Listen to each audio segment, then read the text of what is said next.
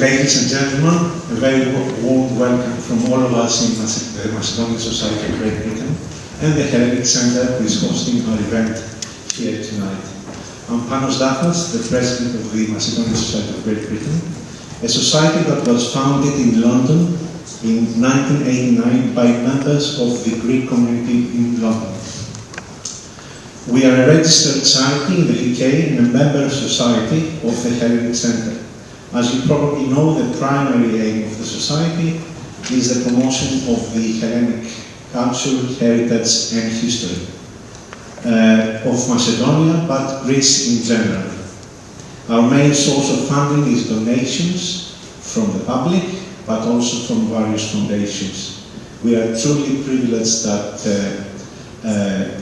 we have the support of the A.G. Leventis Foundation for several years now, who is also our main sponsor tonight.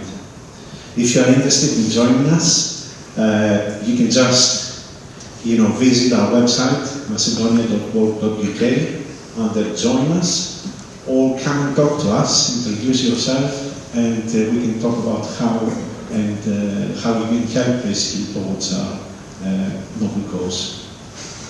Today's event is about the Hellenic influence in the world of opera. This event coincides almost to the date with the birth of one of the greatest sopranos of all time, Maria Callas. Nearly, or exactly I would say, 100 years ago, who I'm sure many of us remember and continue to listen. However, for tonight's event, we have invited three exceptionally talented musicians from Greece who are going to perform a number of opera pieces revealing its Hellenistic influences. The event has two parts, with a 2-minute break, intermission, and we'll have a wine reception at the back of the hall. In the second part, the artists will perform arias and duets from operettas written in the Greek language. So without further ado, please welcome Manolis, Papasifakis, Chrisanthi, Valoudaki, and Dimitris, Sigalos. The stage is yours.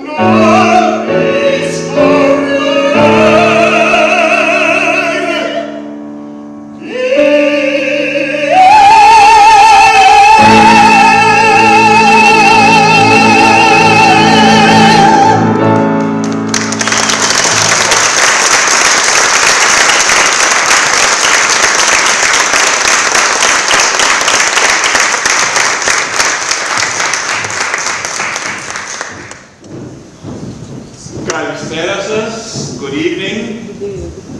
I'm Manolis Papasifakis, and it's a great pleasure to be here. My first time actually here at the Hellenic Centre in London. And I'd just like to say, I will say a few things along the way about programming. My little swallow has flown away. Don't forget me and come back in the springtime. Those were the words of this very famous and popular Italian song we just heard, sung by many famous opera singers. In the late 1500s, in Renaissance Italy, and the cultural capital of Renaissance Italy was Florence, there developed a group of artists, poets, and musicians. And as we all know, during the Italian Renaissance, there was a great interest in the classical era, Greek and Roman. And this group, which called itself the Florentine Camerata, made it its project and an aim to recreate ancient Greek drama. And of course, we knew and know that Greek drama was at least in good part sung. There was a chorus and there were actors. We don't know exactly what the music sounded like, but we do know that much of it was sung, and with instruments along. So they decided to create this form, which we call now opera. Of course, they used the music that they knew, the music of their area, and their country, and the wider Mediterranean area. And in 1604 or 1605, the very first opera appeared in one of the palaces. It's called Daphne, by a composer named Jacopo Peri. A little bit later, he came out with the second opera called Evriviki, Eurydice. And so we have the art form of opera, which itself, from the very start, was formed under the influence of Hellenistic Greece and with the direct aim of recreating ancient Greek drama. And for many years, even in our time, but at least for the first 2 centuries or so after that, many operas, in fact most of them, had themes which were directly related to ancient Greek myth, ancient Greek true historical figures, and also Roman historical figures and myths. So our program today has some excerpts from some of these operas with direct Greek references, but also I wanted to start out by saying that the basis of all of opera, and that includes everything else that's on this program, because we have some things that are from light opera, like operetta, and we have some Italian songs by opera composers. All of it is derived from this original aim of Renaissance Florence to recreate Greek drama. So, we continue with the program. We have 2 selections now, from a little bit later than the origin of opera. The first one is by Alessandro Scarlatti, as you see on your program. He came around 100 years later from the Florentine days. This particular opera that this comes from is an early opera. He was the main opera composer of his time. It takes place somewhere in North Africa.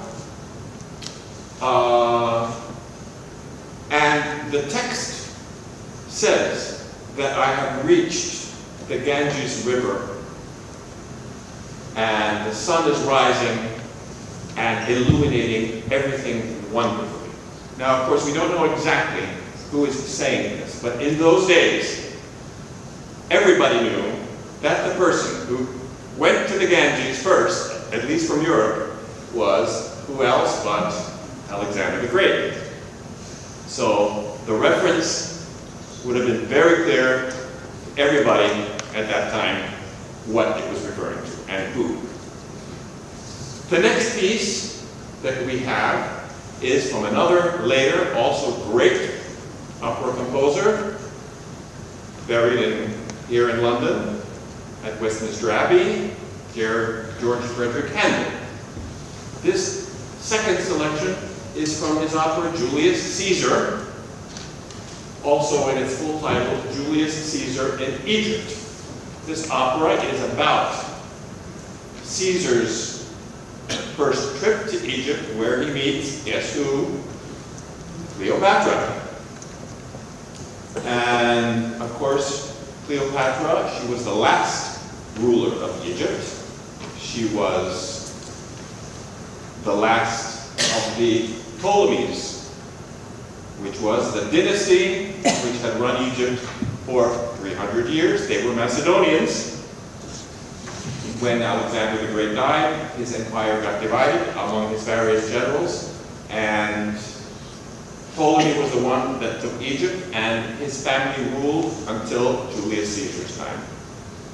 And this aria that we're going to hear from Chrisanthi is their first meeting in the opera, where Cleopatra appears in a play pretending or playing to be the goddess Aphrodite, Venus. And of course, Julius Caesar is totally smitten. And there starts the story of Caesar and Cleopatra. So we have two Baroque arias, down the Ganges River, and Cleopatra from Handel's Julius Caesar.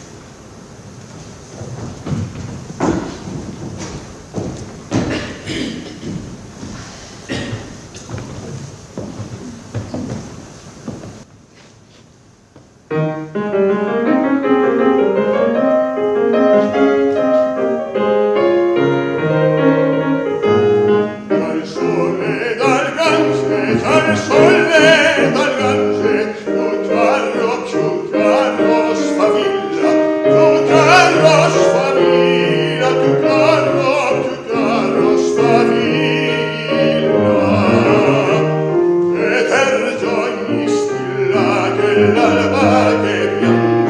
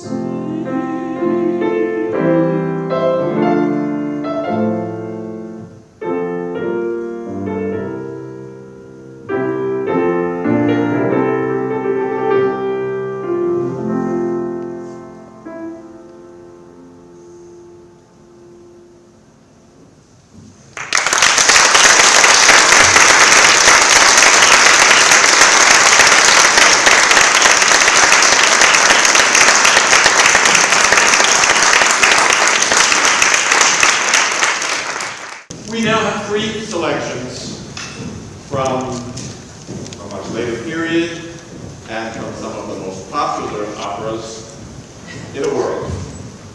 First, we have the duet from La Traviata of Verdi, Parigi Cara. As you may know, this story was taken from a novel by Alexandre Dumas Jr., a French writer, The Lady of the Camellias. It's the story of Violetta, who lives as a courtesan in 19th century Paris, falls in love with a young man who falls in love with her.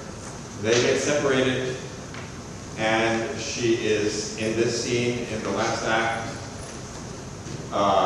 literally on her deathbed. She has tuberculosis, which at that time was a very deadly disease, and she is just before the end reunited with her beloved Alfredo.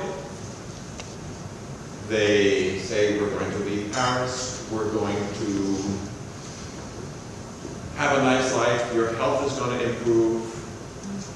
It's a nostalgic and happy moment, but of course, that's not the way the story turns out. Then we have an aria, one of the most popular arias in opera from Puccini's opera, Madame Butterfly, Un bel dì, in which the geisha girl, Cho-Cho-san, Madame Butterfly, is awaiting the return with confidence of the American officer who had come there, fallen in love with her, married her in fact, and then left. Again, another opera with a very sad ending, but this is her most famous aria, Un bel dì. And finally, the third one, from Pagliacci, the very well-known and popular Vesti la Giubba. Canio, the protagonist, who is the head of a troupe of performing actors, is discovering that his wife is unfaithful to him, and he is saying, I have to dress up like a clown and act funny when I feel so horrible. Vesti la Giubba. So we have these three selections coming out now. Traviata, Madame Butterfly, and Pagliacci by Leoncavallo.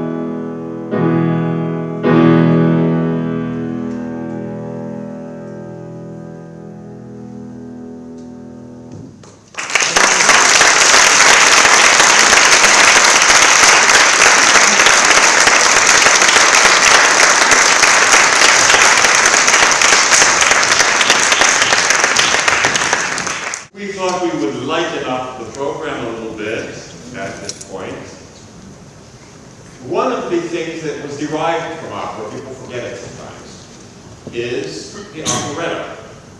Operetta, which nowadays is more properly called what it really is, light opera. It's opera, but with a lighter subject matter and oftentimes dialogue, spoken dialogue in between. And of course, operettas spread around the world in the 19th century mainly, and including to the US. So we now have a piece from an American operetta by a German composer who lived in America and did his work in America. This operetta was called Rosemarie, is called Rosemarie, and the most famous piece from it is the Indian Love Call. After that, we have a song, Mattinata, an Italian song, by Leoncavallo, the same composer of the aria Mariachi that we just heard. So now we have two somewhat lighter pieces for your enjoyment.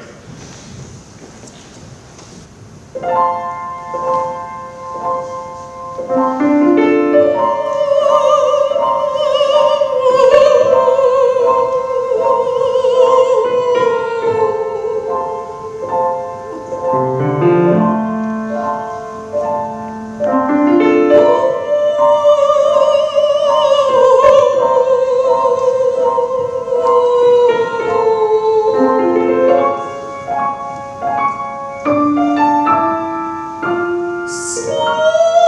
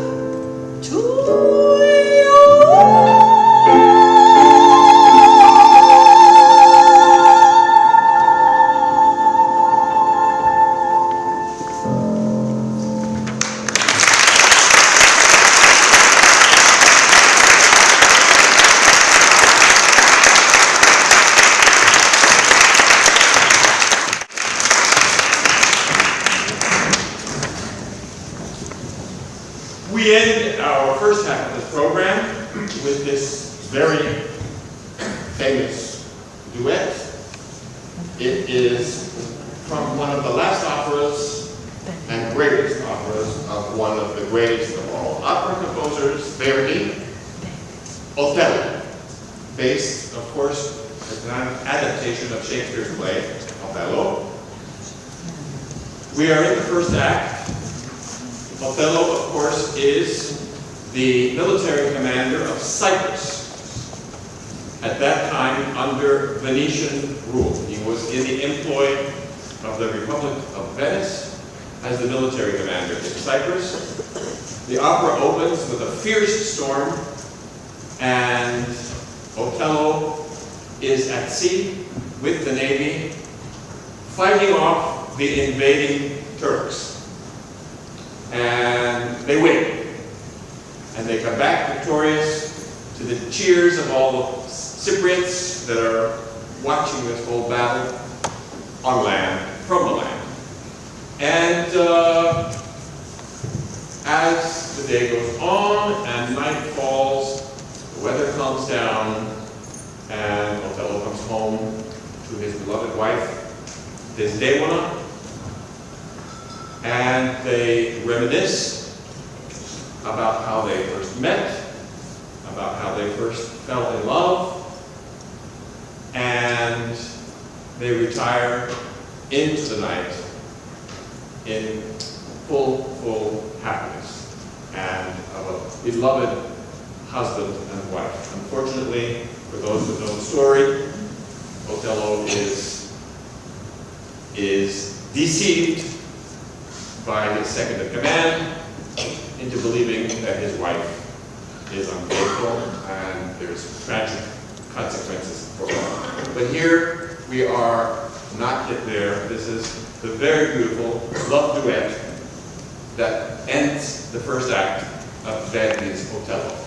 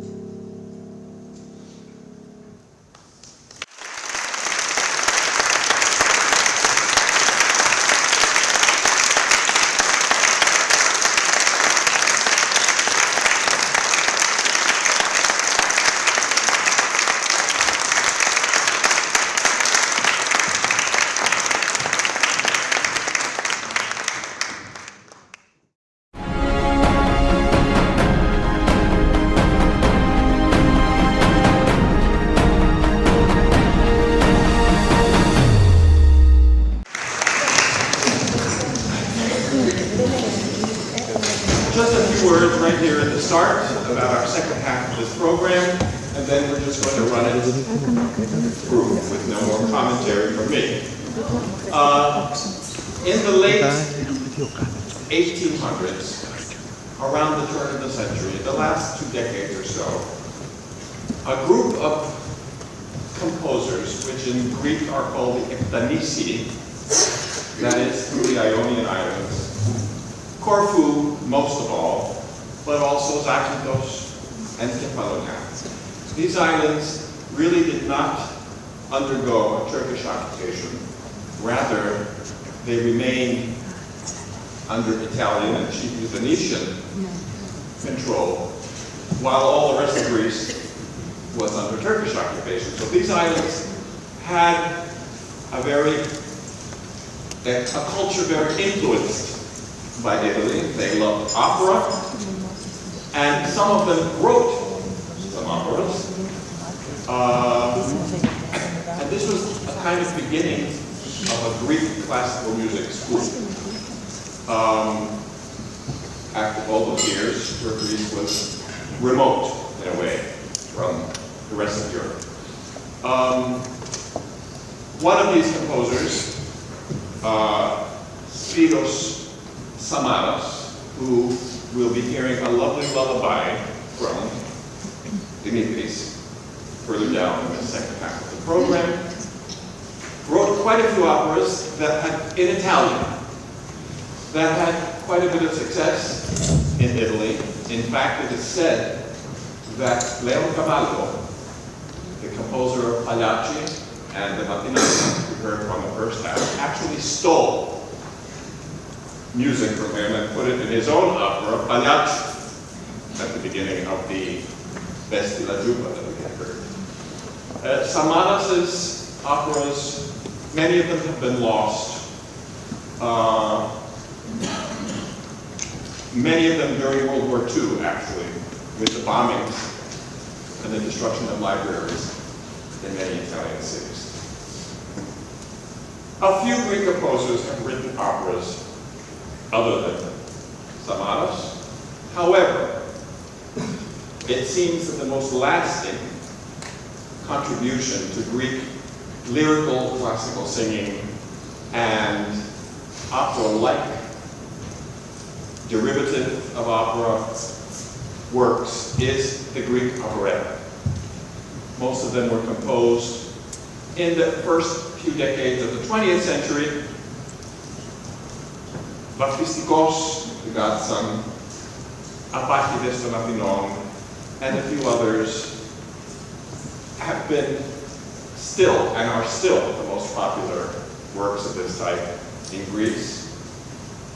Lovely melodies, lovely choruses, fun stories. They're still performed all over Greece. So we decided, especially since we're in a holiday season, that we would devote the second half to this Greek repertoire of light opera, in this case.